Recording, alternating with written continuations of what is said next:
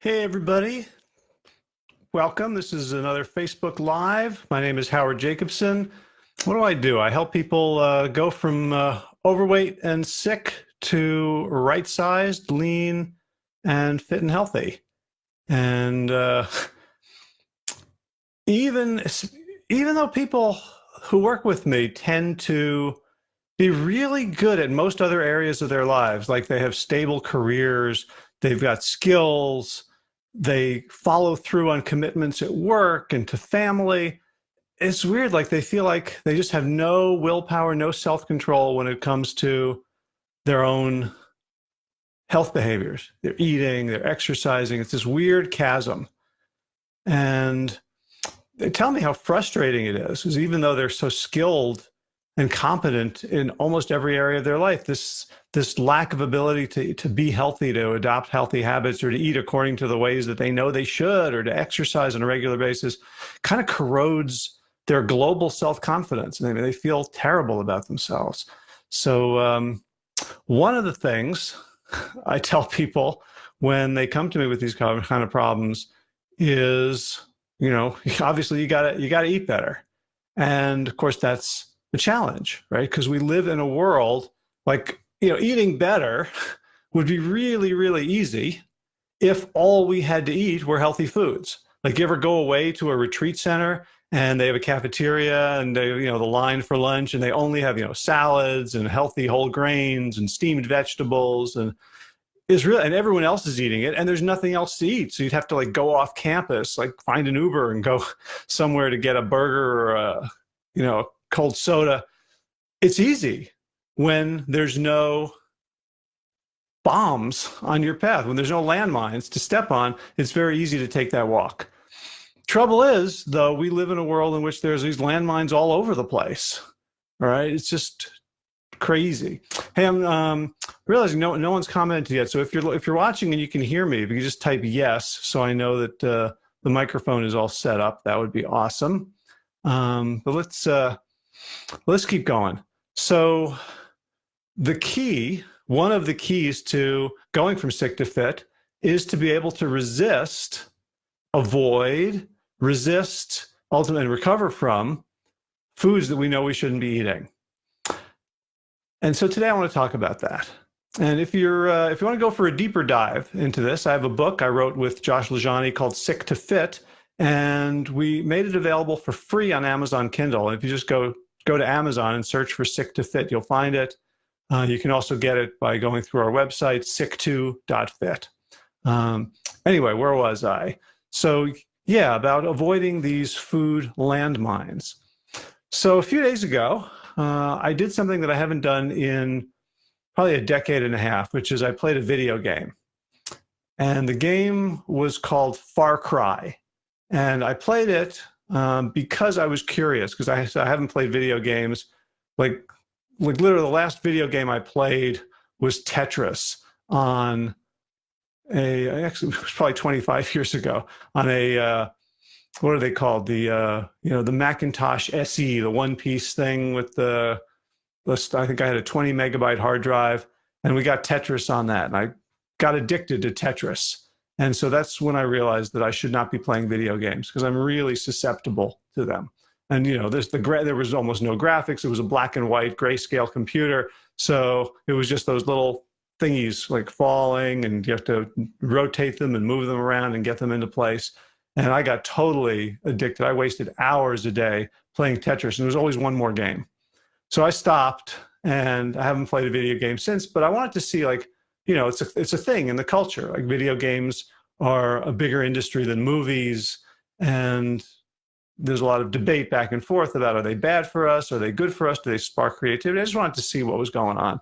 So this Far Cry is a first-person video game, and the basic premise is you are like a U.S. Marshal or something, and you're dropped down into this compound in Montana where a group of religious zealots have taken over, and you've got to arrest the leader, and your copter goes down, and you've got to sort of find your way through this compound. And I didn't play for very long. There's like a long introduction, but I could see how utterly addictive this could be, because like it's first person. So like you look up, yeah, I mean, it wasn't, virtual reality. You still had to move the little cursor. It was like a PlayStation, I don't know, 2 or 4, one of those. And you could look up by pushing it up. You could walk by pushing the other one. And it was really immersive. Like I was there in that world. And the rest of the world, I was sitting on the couch, and there was other people, another person there, my daughter, who's house sitting at this place that had the video game, so which is why I got to play it. But like everything else fell away, and I'm like in this world, in this compound, and hearing the sounds and looking around, and really, really immersive. And the graphics are amazing. I had no idea, like, because it's not just a movie where they have to like treat a frame and show you everything, but you can go to the side, you can go down, you can go up. Things change perspective as you get closer to them. It's awe-inspiring, the technological and artistic and project management brilliance that goes into creating a game like this. And the one thing I couldn't figure out how to do was like quit the game. So what I figured out how to do was like go towards the noise of all the enemies, find them, and then I figured out how to like jump up and down, and then they shot me, and then game was over. Why am I telling you this? It's because what I realized is that this world of Far Cry is really addictive and really immersive. And so why is that?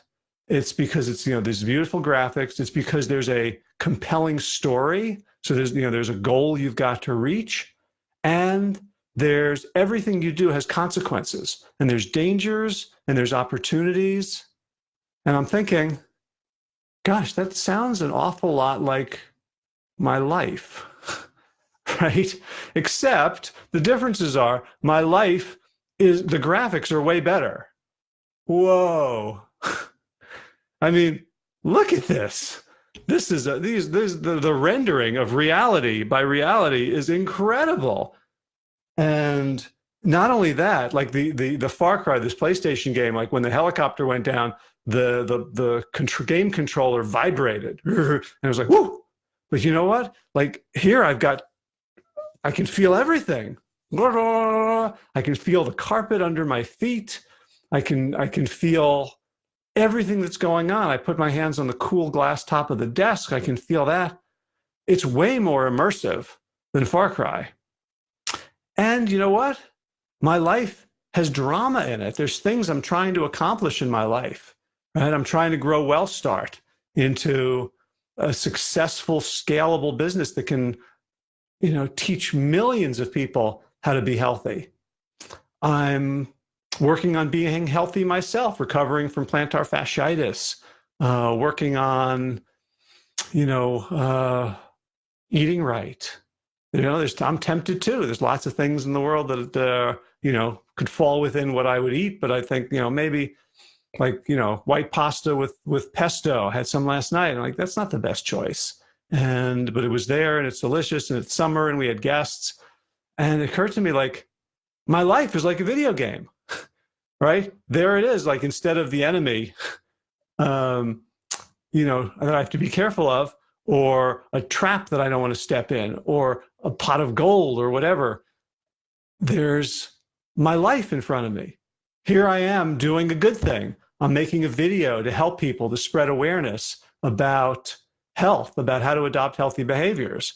And I'm doing it, of course, to get you interested in WellStart Health. If you're a person who'd like to work with a group of people, with a bunch of coaches, with a structured 12-week program, you can go to wellstarthealth.com and check that out. So I'm doing something here that is very, very positive based on my goals, my values, and my priorities. But you know what? I could just as easily be just scrolling down Facebook and making, liking and loving and making sad faces and kind of frittering the day. I could be doing that on Instagram. I could go back to bed. I'm a little tired, frankly. It's really hot. I went for a run in the morning. Like, yeah, a nap would be fine. But I'm choosing in the video game of my life to do something that I hope is going to get me some points, and points being in alignment with my goals, values, and priorities. And the same thing is true of food. Like I can walk through the kitchen and go, oh, good. You go towards that, move the controller of my own body. I don't need to have a hold a controller. I am the controller. I am the controller. I am the player. I am the screen. This is so convenient. And you know what? I don't have to upgrade when PlayStation comes out with 6 or 7, or I don't have to switch to another platform if Wii Connect is all of a sudden the hot thing, or some other platform. I am the platform as well, and I can go through life gamifying my own existence. What gets me what I want here? What's the wise thing to do? Uh-oh, there's a pitfall. How do I step away from it? How do I set up my environment so there's fewer pitfalls? How do I recover after a mistake? Right? In the video game, after I jumped up and down and I got shot, it faded to black, and then it went back to the home menu. Like, do you want to play another game? Do you want to continue a game? Do you want to change, log out? All right, so I could go in and play another game. In real life, if I eat pesto pasta and I'm a little bit bloated and a little bit gassy and I don't feel so good, and I gained a pound or two and I'm moving in the wrong direction, how do I recover from that? How do I go back to the home screen and start again? Or how do I continue playing the game and recover from that? So if you play a lot of video games, I'm not judging, I have no idea if that's a good or bad thing for you. For me, I leave them alone because I know how addictive they are for me and how little I will get accomplished in my regular life because the pull of the video game is so strong. But when I reframe it, the pull of my own life as a video game is really exciting. And I get to practice and I can keep leveling up, right? Video games, often you start pretty easy, and when you attain competence, when you practice for a while, then you can go to another level. And that's what we do at WellStar. We don't start people off at, level 12, raw vegan or whatever, or running a marathon or a 100-mile race through the desert. We start people at a level at which they can gain confidence. And this idea of let's play a game. Let's not make this heavy, oh my God, I've got to, I have to give up all my favorite foods.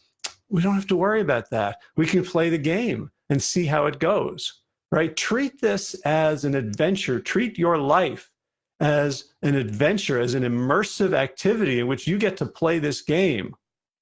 And you get to keep playing it. And every day and every minute is an opportunity to play it better, to make a better decision. Yeah, wouldn't that be cool?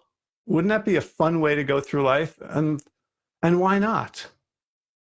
And why not? So, if you have a Wii, your own life is your Wii, or your own life is your PlayStation. So I hope this has been helpful.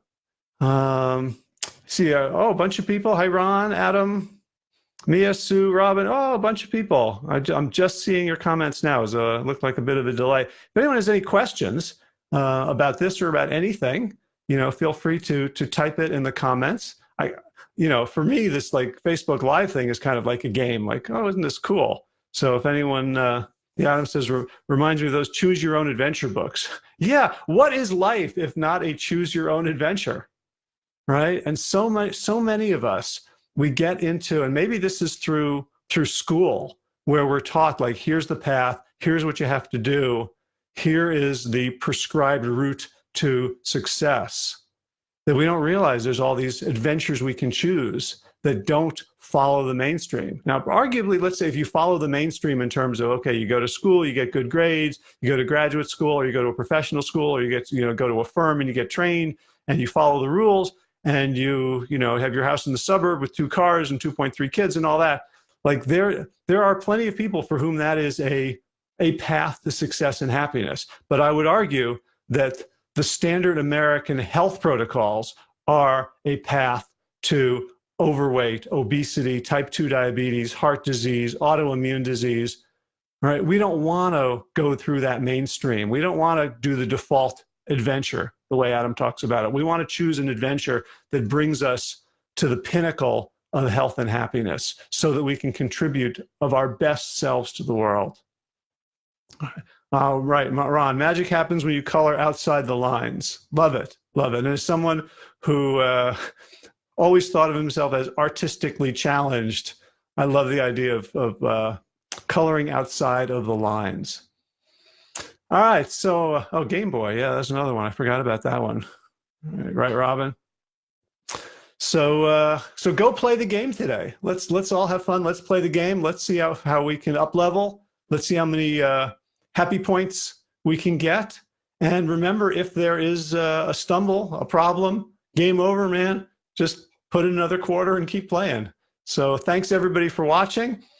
Again, if you're interested in finding out more, if you're interested in being coached by me and by Ronald and Josh and Kevin and Sarah and Nancy and Carolyn, and we're getting a lot of coaches now, so I'm probably going to start forgetting some names, and our dietitians, Anthony and John and Lauren, and you want to be part of a team. You know, it's always more fun to like go on these adventures as a team. If you want to be part of a team doing this together, check out wellstarthealth.com. In August, we'll be starting another adventure, another cohort, another adventure party to climb the exciting and rewarding mountain of your choice. All right, thanks for watching, everybody, and have a great day.